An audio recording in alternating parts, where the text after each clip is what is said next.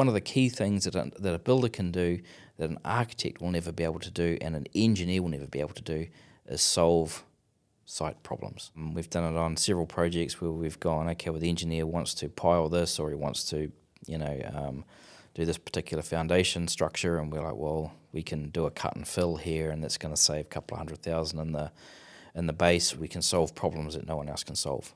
What is success to you? I think it was a learn to love it experience. And there's always pitfalls that you can fall in, but then you've got no one else to blame but yourself. Number one thing if you're struggling is to catch up with people about it. Ed Cooney, thanks so much for coming on Better Builder. Thank you for having me. Yeah, I appreciate it. We caught up a few weeks ago for a coffee, and we had some really interesting chats. I feel like I learned heaps just over a coffee, so I'm super excited about this chat. Hopefully I can add something interesting to your podcast. Yeah, no, that's exciting, man. So yeah, I guess you've had, like you said, I think 30 years experience, right? You mentioned last time. Let's take us, let's go back a little bit before that. Where did you grow up, Ed? Did you grow up around North Island? West Auckland, yep. And what sort of upbringing did you have back in the day? I grew up in West Auckland where, my dad was right into us hunting and fishing, so I grew up doing a lot of hunting and fishing and surfing, so Nice. Pretty sort of... And where in West Auckland? Do you do a bit of In surfing? Te Atatu. Oh, Piha. So, Piha? yeah. Oh, cool. And, it was, I look back now and even... tell my kids they wouldn't last 5 minutes back in that time. I remember probably 13, 14 years old. Me and my mates would hitchhike out to Piha and go surfing out there because it was too far. Our mums couldn't be bothered. We hitched up to Parakai one time and hitchhiked back. I got caught. That wasn't very good. But yeah, so it was just a different time, There's just less people around, and it seemed safer, I guess. Yeah. So yeah, it's there's a full wraparound support now for your kids. So we're actually my daughter's a lifeguard out at Piha. I've been lifeguarding out there as well. So it's Cool. It's a big part of our living out west. So Yeah, it's kind of like a good lifestyle out there, right? You got the surfing, you got the water. It's a lot of motocross or just like mountain biking. It's just like a lot of, you're almost encouraged to be outside a lot out west, which is kind of cool. I think so. We do a lot of mountain biking out there as well. Mountain biking out Miriwai and out Riverhead, which is good. Awesome. So who were you in high school? What kind of guy were you? Were you like the jock, or were you like kind of the artsy guy, or who were you? I wasn't really artsy. No, I went to Liston College. It's our 50th Jubilee this weekend, actually. So. Oh wow! Are you going to anything? Or? From here, I'm going to. We've got a charity golf day that I helped set up the Old Boys Foundation. I can't remember how long ago it was now, but we set up the Old Boys Foundation. We've got our charity golf day today, and then we've got our main event on Saturday night. Oh, cool! So, yeah, so that should be exciting. I captained our first 15, and rugby was a big part of that school and our upbringing. We toured through the UK, our first 15, which was not a very common thing back then. So it was a really, really good time growing up. Yeah. What position did you play? Hooker. Hooker? Yeah. I was just about to guess that. Actually, I was like, either hooker or like a flanker or something. That's what was going to be my guess. I did actually play flanker as well. So Yeah. I started, cool. Yeah. Yeah, my cousin played for, it's like a humble brag. My cousin played for the Springboks.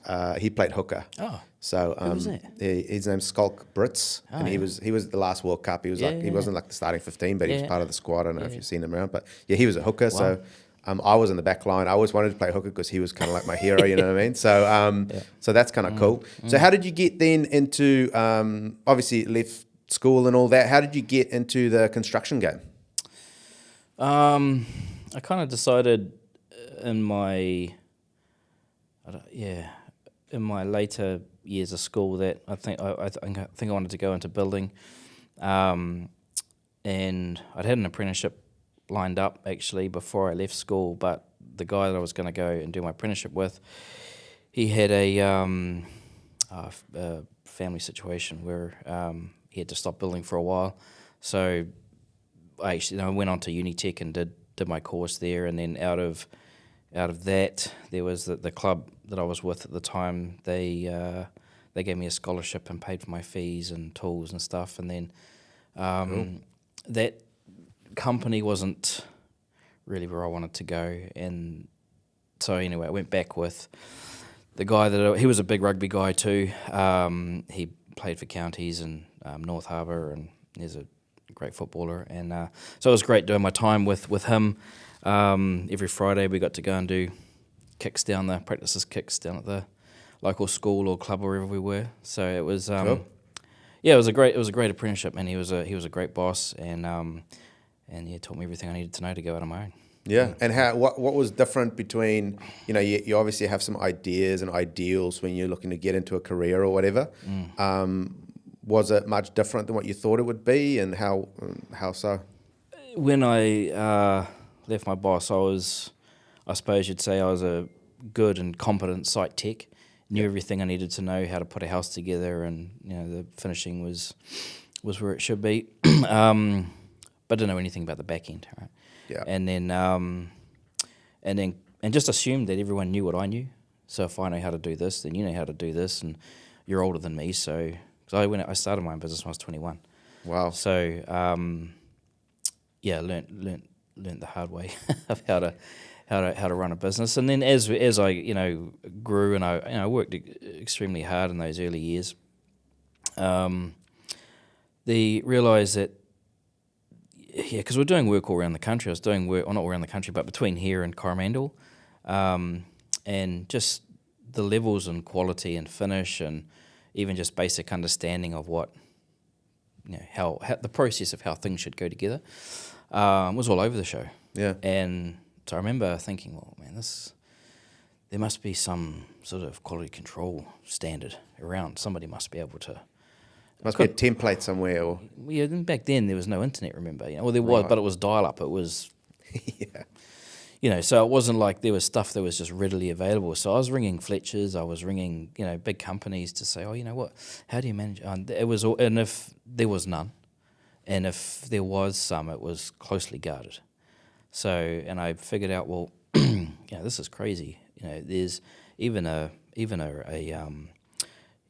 bakery down the road has a recipe for their cakes or muffins or whatever, and they have a time that it gets cooked, and they have, so there's, and then, your production line cars are very strict quality, and we're building things that are far more complex than a cake or a muffin, and far more expensive than a car. So how is it? So anyway, I thought, this is crazy. So that's when I developed my own quality control procedures, so that I wasn't operating between person to person. It was right where this is how we do it. This is our methodology. And again, that was even today. So that's still not done a hell of a lot. So so that's what sort of kicked that process off, to try and get an even standard across what we were doing. Yeah, and I think a lot of you're very focused on systems and processes, and we talked the other day and around just there's like a certain way to get something done, and steps A, B, C, D, and this is how you do it.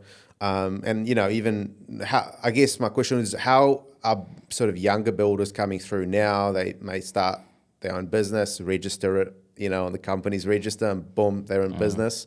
They may have a couple of guys and an apprentice and a dog or something, and now they're off.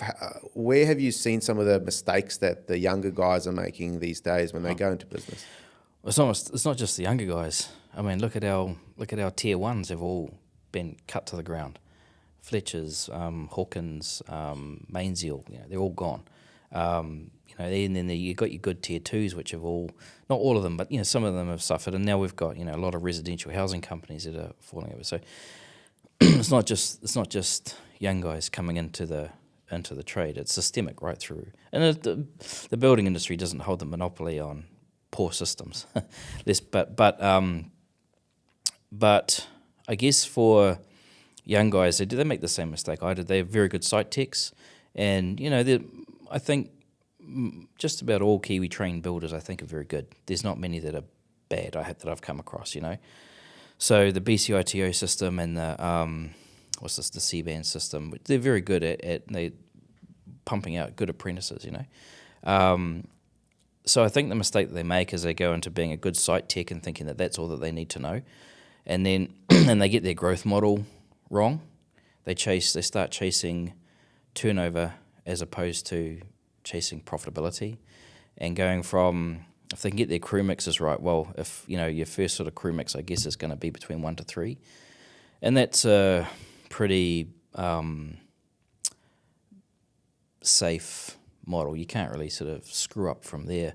There's, you are the site tech with another couple of subordinates maybe, and then there's low level of admin, back end admin and front end admin, but you're not going to make any money out of that. You're just going to make yourself probably a good income. But it's that next growth. It's getting from really 5 to 11 or 13 is really where you want to be, getting, and that's when you start requiring some systems to actually make sure that, well, if I'm not the guy doing the work, I need to make sure that the methodology is correct and the outcome is correct, and I have a predictable outcome every time that this work is being undertaken. And it's because there's efficiencies in those crew mixes. You can have too many people in there and it's inefficient and you're not getting the work done. So having a better streamlined methodology means you can get more work done with less men. And it's better to have your crew, what do they say? Have more guys and have less guys and more work than more guys and less work. So, yeah. But I think that's probably the first thing that they get wrong is their crew mix and their growth pattern, and then chasing turnover instead of profitability. Yeah, a lot of times with builders, especially more in my I'm mid-30s and people sort of around my age, when we get together, we have barbecue or people hang out. It's really funny. The first or second question any builder ever asks another builder is, "Oh, how many guys have you got?" And it's just very interesting, and that probably touches on that point where you said they're focusing on the wrong things. And I guess it's, from an elementary, point of view, how many guys you've got is important because obviously you're charging them out, and then that's what they assume is like going to be the money that they're going to be making. So if you have 20 guys, you're going to be making more money than you have 5 guys. But it's a little bit more complicated than that, right? Yeah, I mean, the better bragging rights are, what's your turnover and how many men do you have? Yeah. A higher turnover and less men is a far bigger bragging right than having a heap of men and bugger all turnover. Yeah, for sure. Yeah, so, and then obviously the net profit on the other end is really important as well, because you could be working your ass off and not making much profit. Yeah, once you get to a certain size, then obviously you need some of that back end admin, right? And that requires people. Yeah. So then what are the tasks and roles of those people, and what are the KPIs on those people? So our GP was always a lot higher than the industry standard, but we let our systems do the work as opposed to having people do the work. So if because you get to a point where you're kind of, I guess, maxed out with your capability in terms of what you can produce, and then you just need more people. But if you can increase your output with the same amount of people, then that's growth. People say, "Oh, well, what's your growth for this year? Have you taken on more people or taken on more, work or whatever?" But it's really, you can actually take on less work and have a better streamlined system and increase profitability, and that's growth. And I think that's really, if they look, well, if I'm at, if you're starting out, or if I'm at, say, $250,000 or $500,000 or $1 million worth of turnover now, how can I get extremely profitable here? Yeah, now I've got that. Now I can go to that next step, and it's sort of once you get to that, I guess, in terms of turnover, if you can get to that sort of, 3 to 5 or 5 to 7 million, that's a sweet spot. To get to that next level, that requires a lot more capital, and there's not really a 15 million or a 10 million. It's a $20 million leap, right? And that's what I mean. It gets so I've done lots of back of the diary, models on this sort of stuff, but it's getting to that point and getting profitable there. And having a streamlined system for your health and safety, your quality control, your pricing system, timekeeping system.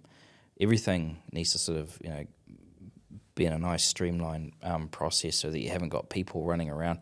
Because I say you just put more people at it, and you get to a point where you're kind of at a dead end as to how much more you can grow without taking on people and more people and more. I mean, labour's the biggest cost to your business. It kills you.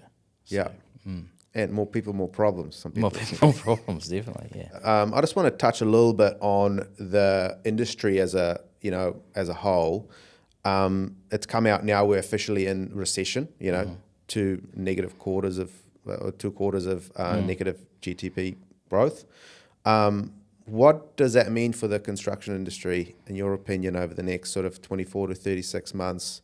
If you look at interest rates, you look at inflation, which has come down a little bit. Where are we sitting in the construction industry for the sort of next 3 years? Well, the last GFC was tough, man. It was real tough. And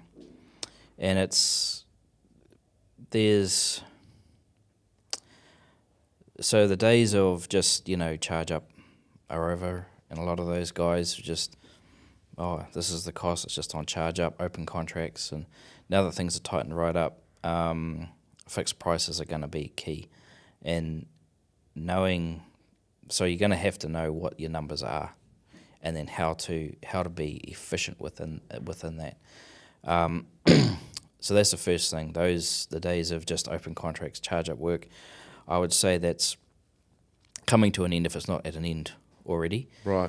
The thing these days is people don't really have savings, So the lower end of the market could just be put on hold for quite some time. The front porch, it's got a hole in the deck, or the balustrade that's a bit wonky, or the window that's rotten.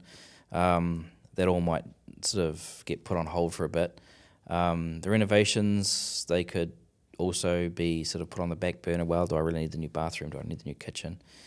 So there's going to be a lot more guys fighting for the same amount of work. Yeah. So the work's gone down. And then in terms of the new build, so that's the renovation market. The new build market's been, from what we've seen, has been massively affected over the last 12, 18 months. Where do you sort of see the new build market going over the next 12 to 24 months? I guess it depends on which part of the market, whether it's a 1.5 million build or a $4 million plus builds can be very different. Do you feel like people are tightening their, holding on to their cash a little bit more, being a bit more smarter with how they're spending and maybe holding off on those type of projects for now? I guess I think there's going to be a swing away from the multi-unit development. I think there's going to be a swing away from that. So there'll be more standalones. I think people have realised that they don't perform well under tough economic conditions. Not only that, they've made them extremely expensive to build. With the acoustics, the fire rating, it's extremely expensive to build, especially on brown land, which is land that's been developed before. It's extremely expensive to build on brown land. Takes too long to get through. So there's going to be a swing away from that. So more standalones, and then you've got your higher end, which I think will maintain a certain level. I don't think there'll be as big a drop there. So, do you feel like the urgencies has gone down a little bit? Sort of more like people kicking the can down the road a little bit more, so people aren't, where 24 months ago.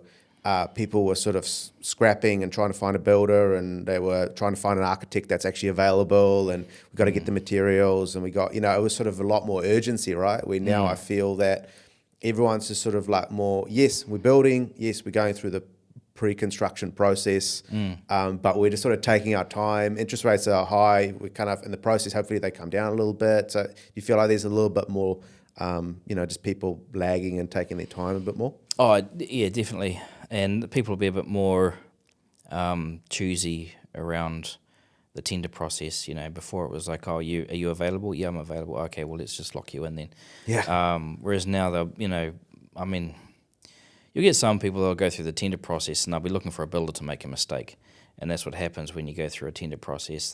It's a flawed process.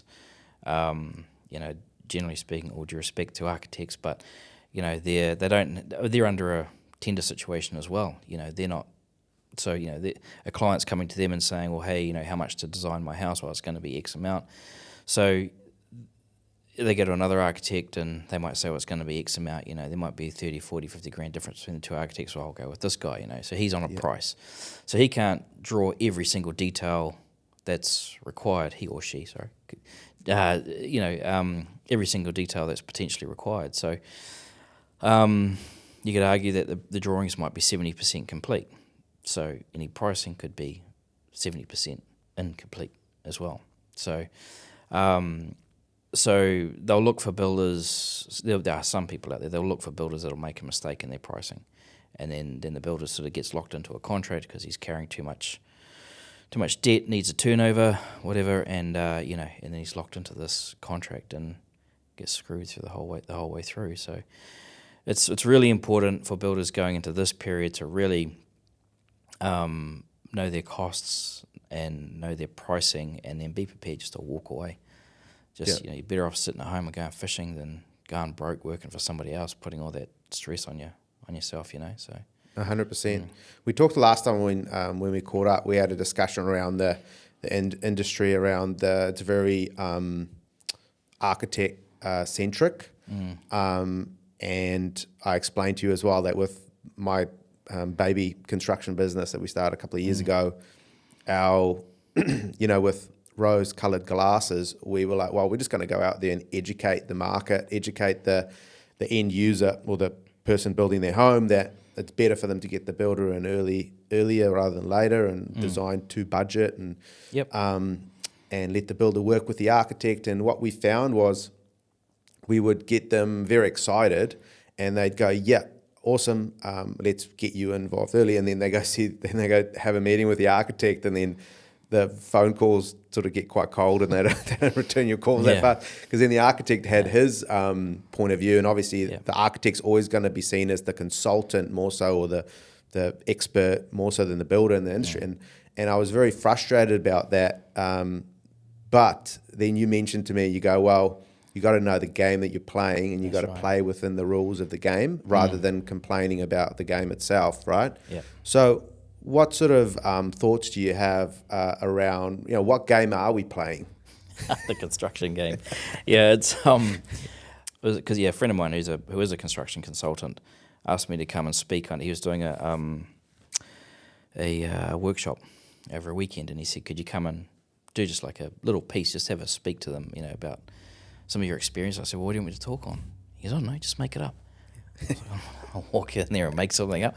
So I just put together this piece on the construction game, and it just sort of framed it up really for me, having a sporting background. It sort of helped me frame up how we approach things, and it was anyway, the 1 hour slot turned into the whole day. It was it was an interesting piece, but I guess if you walk into it knowing that it's a game and that you're not sort of a victim, but you've got some plays up your sleeve too, and just arming yourself with the correct tools so that you're not. I mean, that goes from everything, right from your company structure, how you actually set it up, so that you're not left, vulnerable and holding the baby. Just spoke to a guy just before Christmas who is in that situation. He's lost everything, lost his house, lost everything. So anyway, wow, it's you got to be in a position where you can win, but if you can't win, because you're going to be in situations where you're just not going to be able to win, but you want to be in a position that you don't lose, right? And that's really important. So understanding that when you're trying to get into a tender situation, there's plays and moves that you have to make to just, because if you get invited to a tender, everyone looks good. In the architect's eyes and the client's eyes, we've got 5 builders here, and they all look fantastic. They've all got beautiful websites. They've got glowing CVs. They're all the same in their eyes. So there's things that you need to do to actually get yourself in front of them, and this all comes back to your processes and your systems when it comes to your pricing structure, even your RFIs, your quality control standards. Everything is in a nice straight line, and that when you're back and forth with the architect, there's an angle or there's an approach that you're using, it's not generally just a question. There's an angle to it. Yep. It's like a boxing match. Everyone's happy. Everyone looks good. Everyone's full of adrenaline. The project's on the way. The client's happy. So everyone looks good. Like if you compare it to a boxing match, both opponents look great. Yeah, everyone's excited, ready to go. Yeah. You get into the middle rounds of a boxing match, or and that's when your fight plan or your game plan really kicks in. And it's so in terms of how you set that project up for its ultimate success, and what systems you're running for your quality control, your timekeeping for your staff, your purchase orders, and that comes back to your quantifying of the job in the first place. So that whole middle round is where all your systems really come into play. And then that's where all the money's spent too. All the money's gone in that middle part where your subcontractors have blown through all of their pre-pipe, their prefix, first fix. All that money's gone. So now you've got to, hopefully you've managed things well enough and you've managed your people well enough that they're willing to come back to finish off. And then it's really closing out that project, and then having, again, there's systems to close it out in terms of, there's lots of things in your arsenal. If you have to pull contract on people, so that's another important one. There's a whole, I can't even go through it because there's so many pages in this thing to go through, but having subcontract agreements so that if you do have to pull contract on somebody, you can, but generally that's a last resort. You want to get them there so that they want to be there, So, yeah, for sure. So there's ways to approach them. There's ways to do those things and close that project out for its ultimate success. There's, I guess, when you're looking at quality control, I guess it's worth mentioning that it's so we have from level 1 to 5 in terms of customer satisfaction, and it doesn't mean they're any less valuable. It just means that it's more a case of the amount of work that has to go in to make them satisfied. Yeah, and are those levels of kind of account management or service? What would you call it? So a customer satisfaction level 1 might be a fence on a rental for a client. Right. Okay. Yeah. They're not going to be there. You have to do the basics. Leave the site clean and tidy and all the rest of it. But you're not going to require the full belts and braces quality control process that you're going to need for a level 5. A level 5 would be a very high-value client with a high-value residential build that they have had a lot of input into the design, which is sometimes don't have any input into the design, and they just advocate everything and trust to the architect. But then you've got an architect who's basically giving you their baby, and trusting you with the construction of this masterpiece. Yeah. So, and then the architect, to keep everyone honest, might employ an independent project manager and an independent quantity surveyor. So for that, you need level 5 full wraparound support for that client. You need quality control milestones. You need lots of RFIs. There's lots of back end admin, lots of front end admin. So there's lots of ITPs, which is your inspection testing plans, and so there's levels. Now, generally we like to sit between 3 and 4, and because most of our systems are going to operate anyway. So if we do get into this situation where the client is employing an extra couple of outside consultants, then we know, okay, well, we have to ramp up our response to that to prove what we can already do. But this is a cost involved to that. Yeah. So. And how would, 'cause obviously builders listening to this, we're always looking for ways to kind of help them improve their operation and the growth of their business. So what would be the first step for them? So a builder's going, well, I need to up my game in terms of my standard operating procedures, making sure things get done the same way every time. And where could they find potential resources on sort of getting that done, like a template, or would you encourage them to just reach out to a builder that they know that does that well? Well, they could try, but most of it's pretty closely guarded. Yeah. So, I do a bit of it on request. Back in, I think it was 2012. We're just going through our local business awards, and they judged it on the Builders criteria, which is like an American system where they Right. rate your company out of 1,000, and I forget. I think it was developed after the last depression. Like they got together and was like, "How are we going to get through this? You know, businesses need to do A, B, C, and D," and they created this criteria. So anyway, they were judging it on that, and most. So we scored fairly highly in that, and they put us into the World Capability Awards. So a big international company like Coke or Pepsi might score, 800 out of 1,000. Yep. And most New Zealand businesses are only scoring like 250 out of 1,000. So we somehow managed to score 650 out of 1,000, which was pretty high. So anyway, they entered us into the World Capability Awards, and we got first runner-up in that in I think 2012 or something. So from that, Right. we started doing a bit of consulting, not just construction companies, but all sorts. So we're doing some of that at the moment for another. It's not a construction company, but again, same sort of thing. We're streamlining their costing, quality control, right through to their warehouse and getting it out for the end user. So Yeah. but it's pretty hard to find, There is some online stuff, but really it's sort of something that they need to probably sit with a consultant and work out how they do things. I see all builders are pretty good, but we all do things differently. And it's, I think from the builder's point of view, I don't think he would want somebody else telling him, your builder needs to build it like this or that. So it really needs to come from probably the builder himself saying, well, this is how I do it, and it works well for me. And I want all of my other builders to do the same. So it's about sitting down and doing the deep work and actually just figuring it out and optimizing it as you go.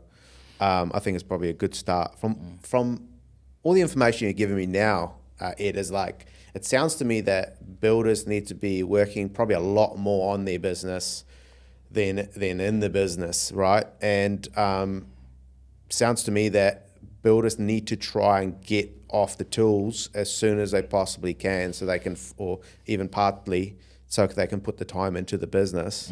What are your advice around when's the right time to get off the tools? And do you... Well, getting that crew mix right. Yeah, like exactly. If you've only got two guys working for you, you're not making any money if you're off the tools. Exactly. So like, how do you sort of navigate that? Do you have sort of any thoughts on that?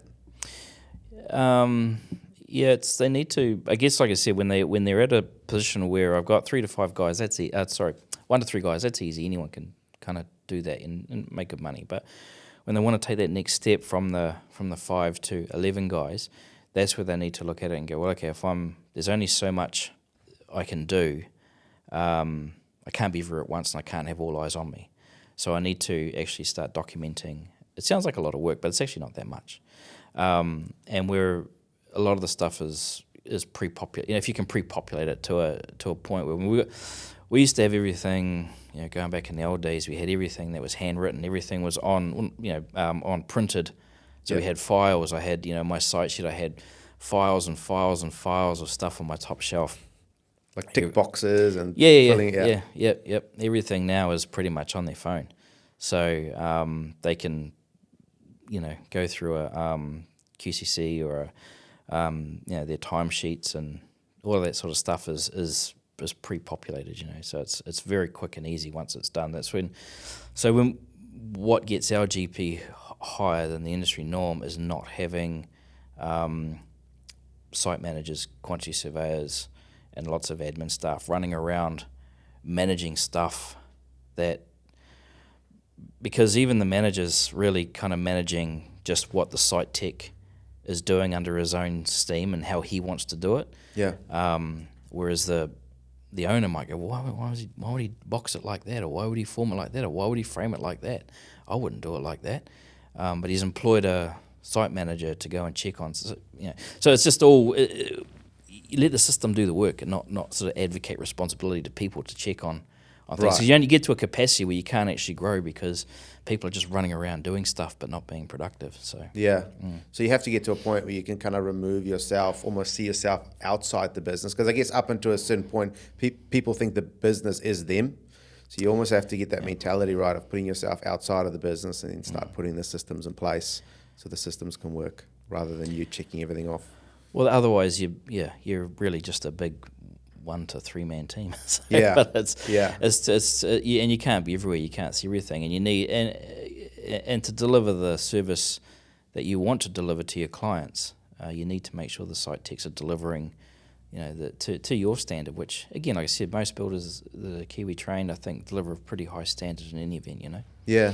We talked before around, obviously ideally you want the client to come to you, understand that it's probably work with you and his architect together to kind of design his home to budget. We all know that, 9 times out of 10, if someone wants to build a $2 million plus home, whatever, $1 million plus home even sometimes, that's not going to be the case. They're always going to go see the architect first because they get all excited and the architect starts drawing everything up. How can builders, approach architects and put themselves in front of architects in a good way, or in a way where architects may notice them? And then also, once you then get to a point where you're in the tender process, how can you set your proposal apart from the others?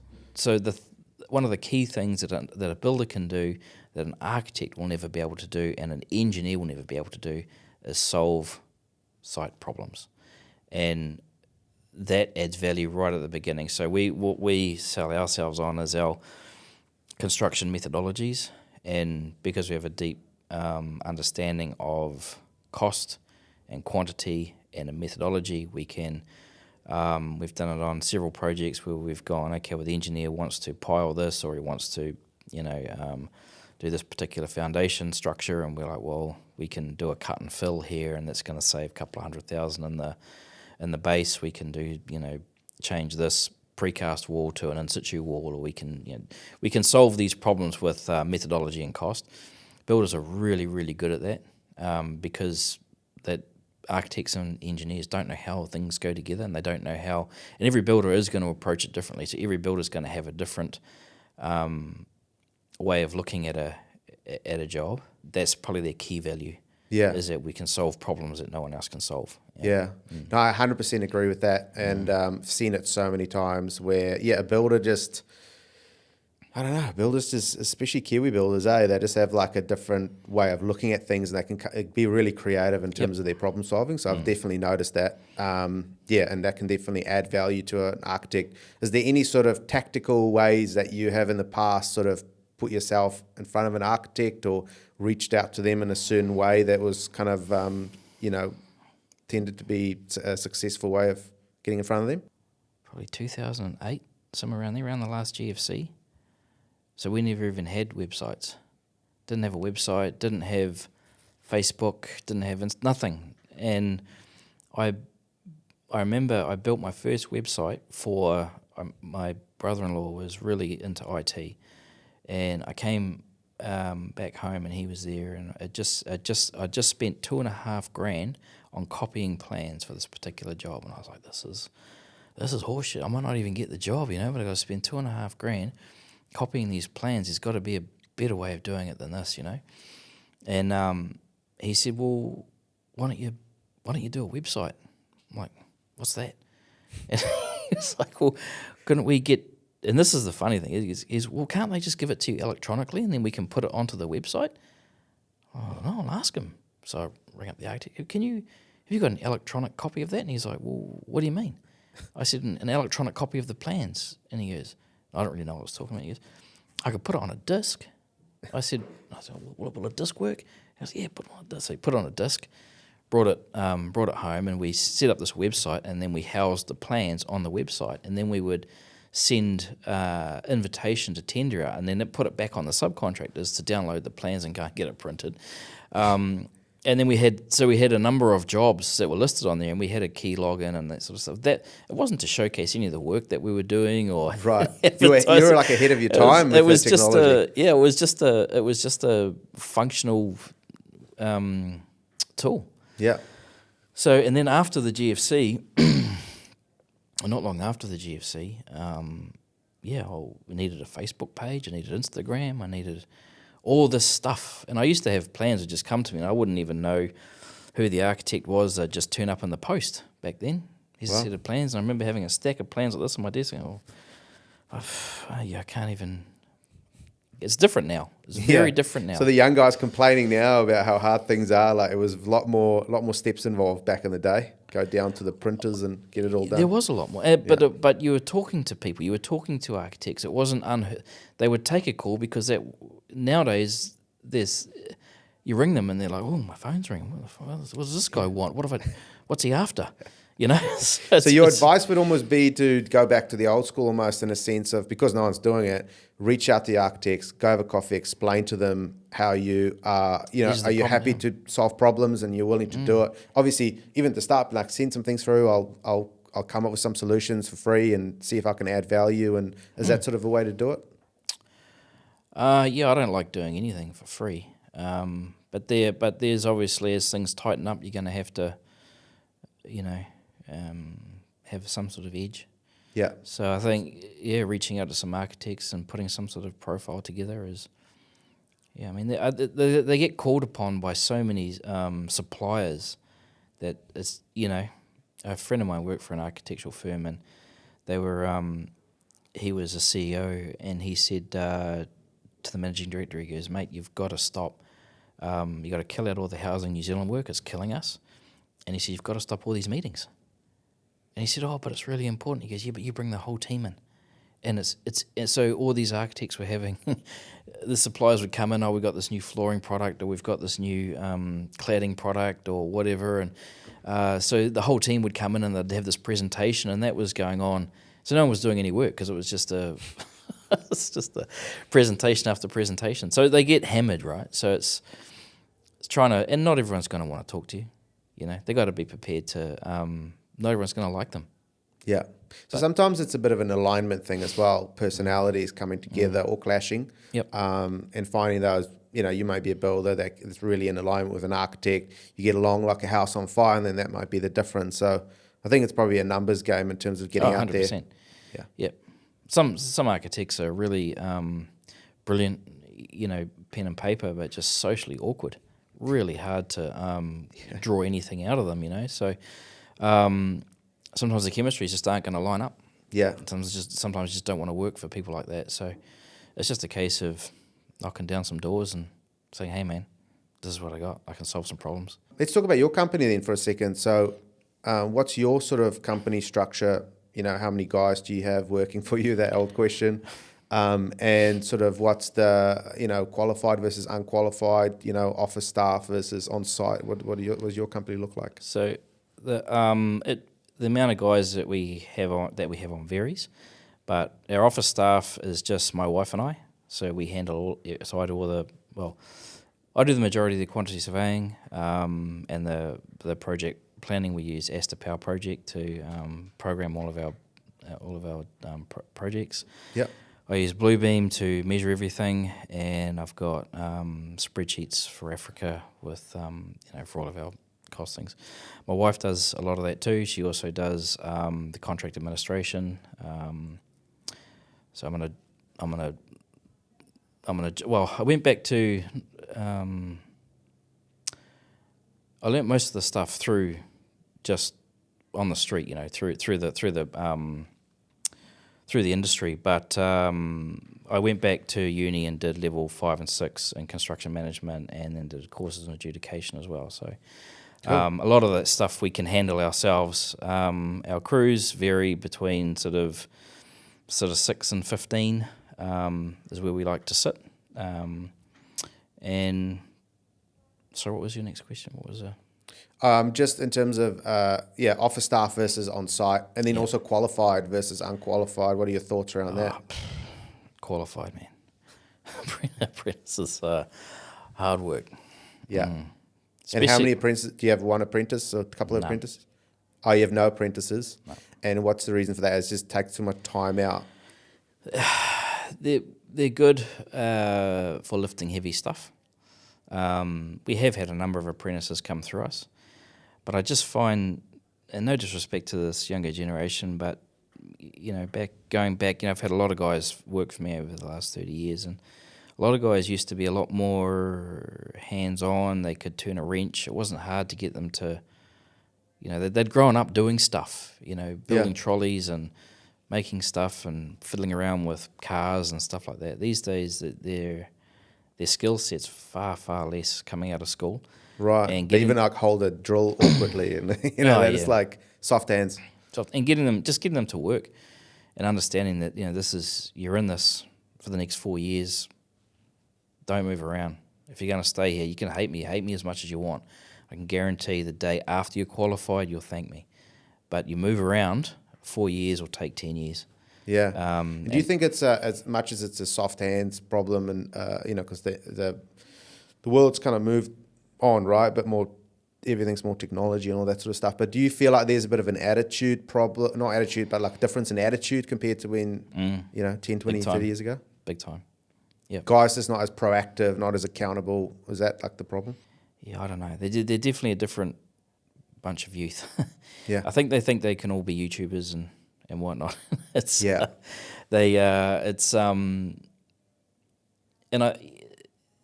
probably been a big drive from. So one of the things like some of these young kids who are going off to university. The university is a business like any other business, and they'll create any bullshit bloody degree you want to draw $8,000 a year out of you.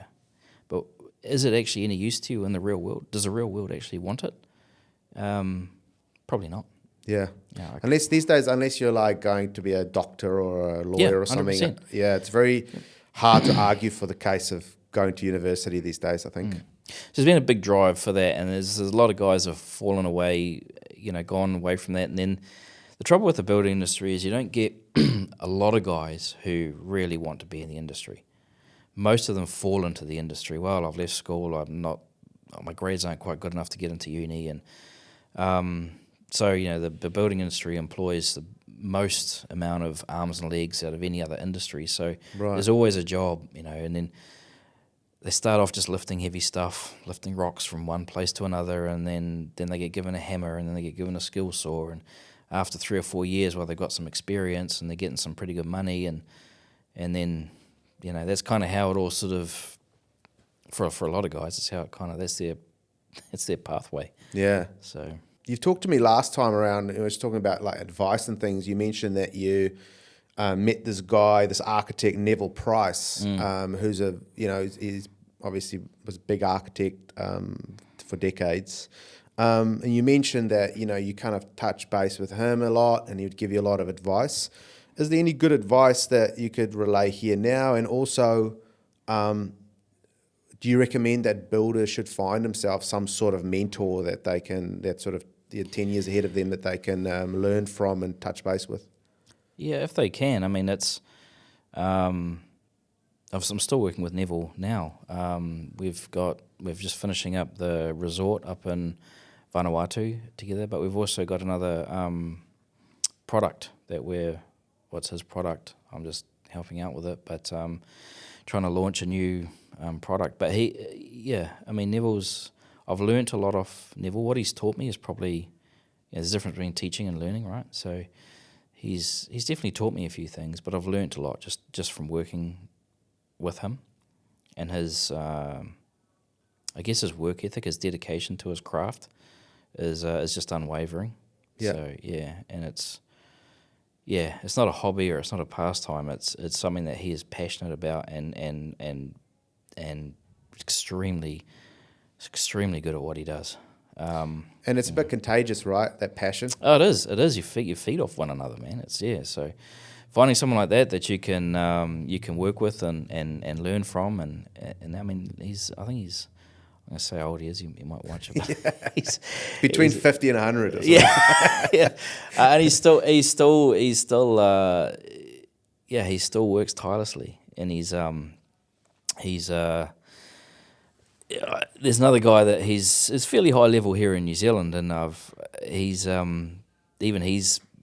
oh man, I don't know how you keep up with him. His emails are always pages long, and they're very detailed, and so So he's really into it, and I guess that sort of passes on to how you do things as well. And there's probably an alignment piece there as well between you guys. You're obviously very similar, so that's why he likes bouncing off you. And yeah, we have our disagreements. He'll quite often detail up something, and then he'll get us to price it, and then we'll work through some strategies on how we can actually do it and build it. But a lot of the stuff you just look at his website and the work that he's done is really out there.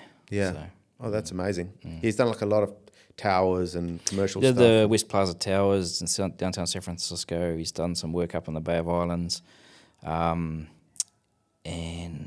he's done a lot of the French Polynesia and Wow. so he's done all over the place. Yeah. Amazing. What would you say is, you're looking back over a 30-year career, so to speak, and in the building industry, what's the biggest mistake that you made that you can remember?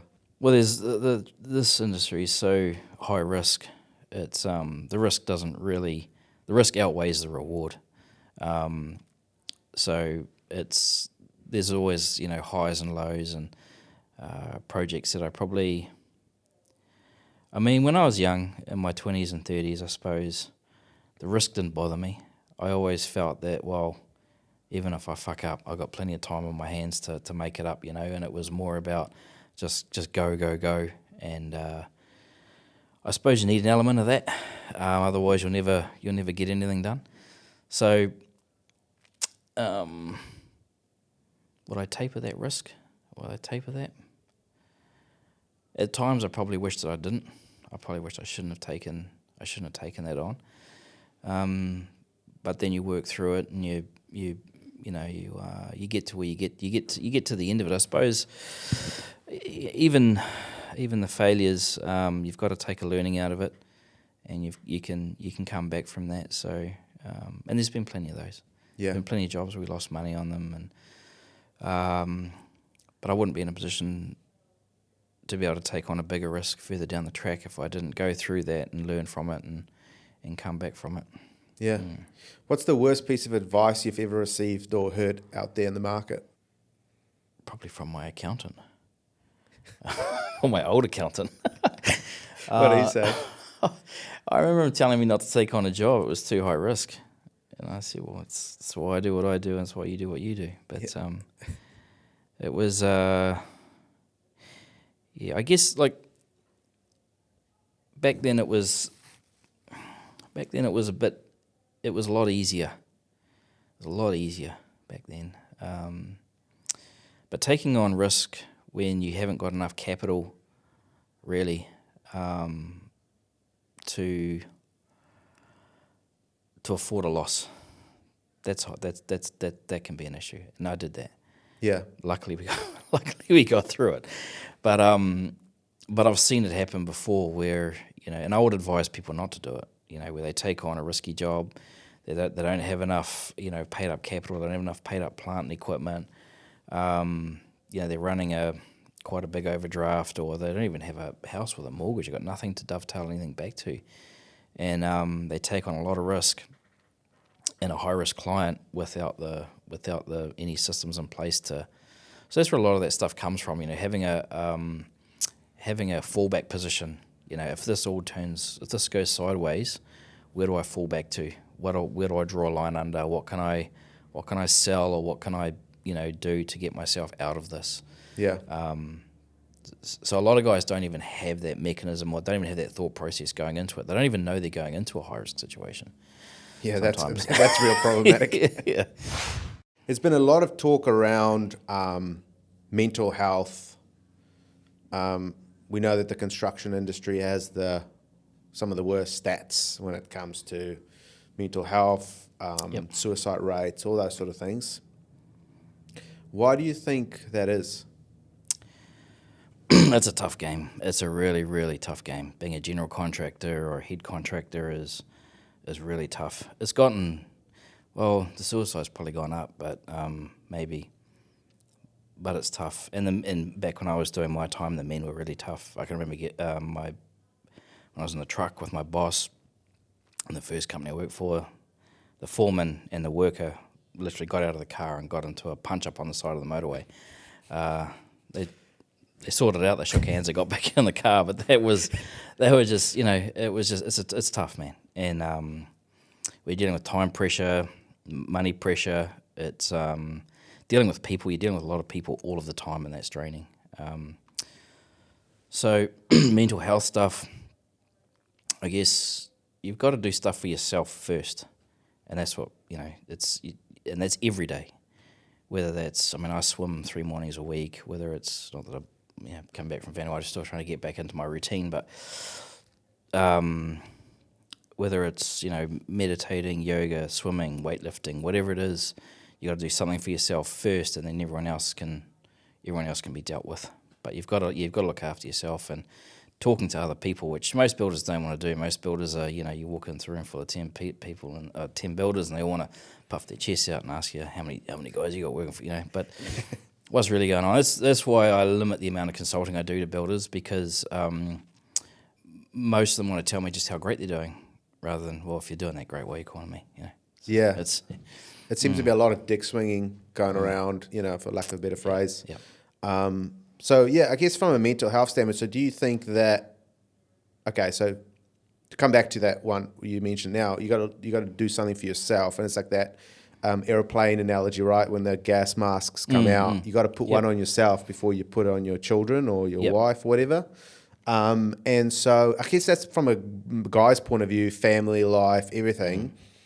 We sometimes, I guess, feel guilty to do something for ourselves. I know certainly me,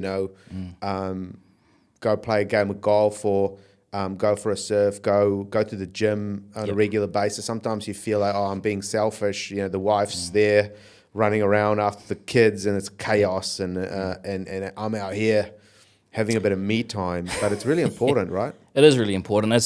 And most of the stuff I do for myself is either early morning, like we're up at 4:30 and doing 4:30, 5 o'clock, or into something at that time, so it doesn't really interfere with the family time, and doing as much as I can with the kids, whether it's coaching and surfing or mountain bike riding or whatever, So but you need a break from that. You need to do other stuff, Like I think when I was early on, when I didn't have kids or the kids were just young, it was all just work, Yeah, and at the end of the day, you are going to be a better manager, better boss, better leader, better dad, better husband if you take that time to work on yourself and you got something to add to, like you got something to add to a connection with somebody, whether it's your staff, whether it's somebody outside of work, whether it's an architect. The more stuff you've got going on, the more connections you can make, the more interesting things you've got to talk about, other than just whacking the nails or stuff like that. It can get pretty boring if you're just sort of talking about work. Just work all the whole time. It's the same. It's the same shit. Yeah. When with builders talking a bit more about the things that are, that they sort of may be struggling with, I've actually found that guys don't like to sit down and talk over a coffee, but they're generally happy. Those things will come out when you're doing an activity. Yeah. Have you found that? So you go play a game of golf, or you just kind of like do something, and then those conversations come out all the time. Well, I think it was last week, the week before, I was swimming with a mate, and I don't know how it came up, but he said something. He said there should be a movement started that builders' lives matter, like the Black Lives Matter. Yeah. He said people think that BLM, builders' lives matter. So they must think that clients must think that we don't have mortgages and we just come home every night and jump into a swimming pool full of cash and wade around in it. He said, but there's so much. You just couldn't get away with what clients get away with in the construction industry that they couldn't in any other industry. Yeah, could you imagine going into a coffee shop and ordering the coffee and then holding retention on that coffee until you've finished it? So if I don't like it, I'm not gonna. Or if there's an issue with it, I'm gonna deduct. So you'd get fucked. Get out of here. Go get a coffee from somewhere else. Yeah. Or you're a surgeon or something, and be like, "Hey, this knee is not what I thought it was going to be. This knee replacement." I'm not gonna. We'll just park that. I'll just see how it goes in 10 years. Or 12 months. If I'm not happy with it, then Yeah. So it's the deck is stacked against you, man, and that's why it's really important to know how to play the game, because it's the deck stacked against you, and if you're not on point with it, you'll lose. I've got just some rapid fire questions, and then we're going to finish this one up, Ed. Mm-hmm. So the big important question, whether you're successful or not, Ed, how big is your team? It varies. We're just running 6 guys at the minute, so yeah. How many projects did you complete last year? Well, one big one and several small ones. Cool. Yeah. What turnover do you do normally? Under 1 mil, 1 to 3, 3 to 5, 5 to 10, 10 to 20, 20 plus? We like to sit around the 3 to 5, yeah. Yeah. What's the lowest gross profit margin building companies should be aiming for? The standard, which is 17.5%, I think it is, yeah. Free quote or paid quote? It's negotiated tender, so it's not, yeah. I guess it's free in one way, but then if it's a negotiated tender, then it's worth putting the time into. Project management software or spreadsheets? Both. Yep. Yeah. EV or petrol head? Petrol head all day. Classic rock or classical? Oh, probably classic rock. We touched on this before. You're jock or hippie? More jock than hippie. Yeah. Well, you're a hooker. You don't have many hippie hookers. Are you too mean or too nice to your staff? Just direct. Yeah. The best way to be. Are you an extrovert or introvert? Definitely introvert, yeah. Cool. Motocross or fishing? Probably fishing. Yeah. You live out west. Favorite business or non-business book? Recently would be the two books by David Goggins. But if I was to recommend a book for any young builders, it would be The E-Myth. Who is your business or life hero? Probably my dad. Awesome. That's a good answer. What's your favorite hobby? Surfing. Nice. Are you a longboard or shortboard guy? Shortboard. Nice. What's one thing no one knows about you? Pass. Are you an alpha or beta male? Probably an alpha, I'd say. Wine or whiskey? Whiskey. Makita or DeWalt? Milwaukee. There we go. Glass half empty or half full? Half full. Do you think more about the past or about the future? Future. Would you rather live fast and die young or live slow and die old? Live slow and die old. Awesome. That's it. Thanks for coming on, man. I think that really is going to help a lot of builders. So, yeah, appreciate it. Thanks, mate.